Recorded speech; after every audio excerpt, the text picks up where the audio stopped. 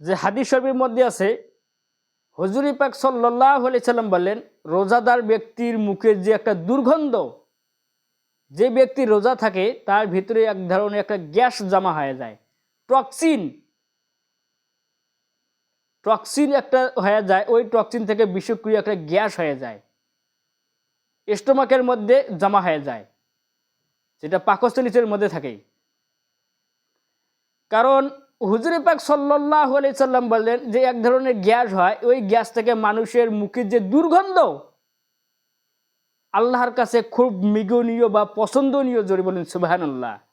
রমজান মাসে রোজার বদলে